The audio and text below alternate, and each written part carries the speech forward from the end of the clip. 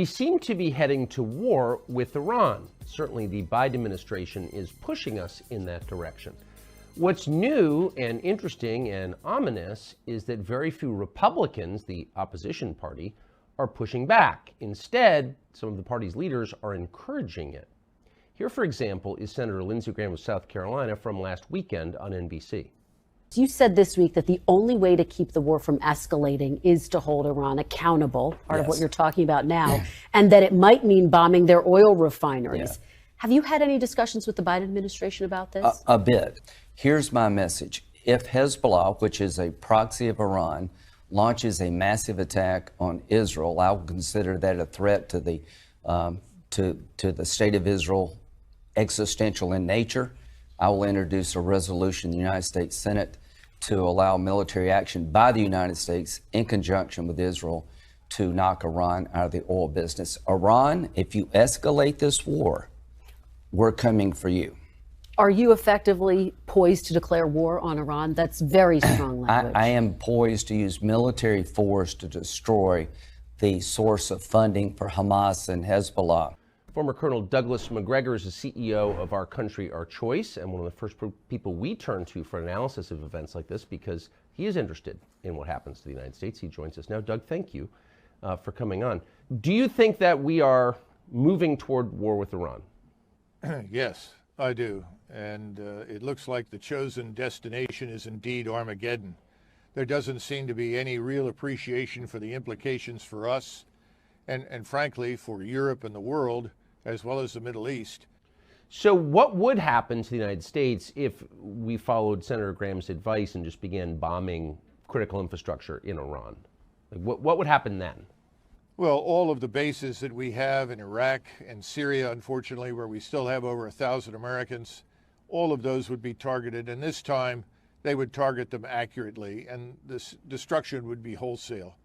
I would expect trouble here at home and in the United States because of the open border. Hezbollah has a very large operation in Mexico.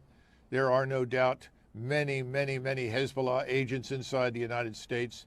We can only begin to imagine the kind of trouble they could cause.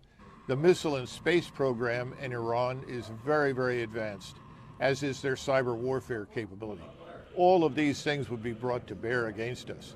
But what's most important, I think, for Americans to understand is if we attack Iran on the basis of Hezbollah's alleged willingness to attack Israel if Israel invades Gaza, we will end up in a fight with Russia. Russia will not sit by quietly and watch Iran destroyed by the United States air and naval power in the region.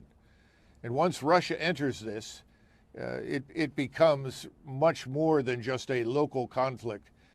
How is the U.S. military, do you think, having spent your life in it, leading troops in combat and at the Pentagon, positioned to respond to war with Iran right now? Are we in a strong position or not, in your view?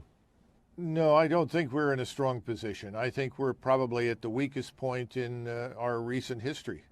This makes it very difficult to fly strikes in support of the Israeli Defense Force against Hezbollah, because now you're flying a very long distance, you deliver your ordnance, you have to land in Israel in order to refuel.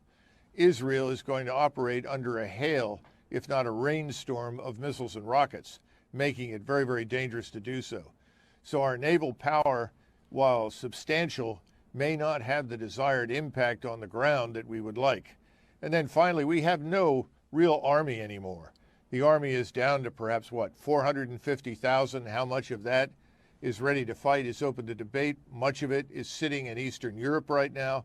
We don't have the means to rapidly ship a large force of 80 to 100,000 troops on the ground into the region, which means that we're reliant on special forces and right now 2,000 Marines and perhaps 2,000 special forces and special operations forces. And remember, we've already used up many of our war stocks in Ukraine, and we've left Ukraine in a state of ruins, places on life support, 500,000 dead. What are we going to do to Israel if we press ahead down this road? And it seems, listening to Secretary of State Blinken this morning, who more and more sounds like our commander-in-chief, that there is no room for negotiation, no room for mediation. Hamas must be destroyed. We must go into Gaza. If so, I think we're on this very dangerous road to Armageddon. Killing people isn't going to solve the problem, but it's very attractive at the moment, and it's very difficult to talk people out of it. Do you believe American troops will be engaged, physically present in the invasion of Gaza? I'm sure they will, because we have American citizens who are hostages. And we've already made it clear that we will assist and support the Israelis in freeing those hostages.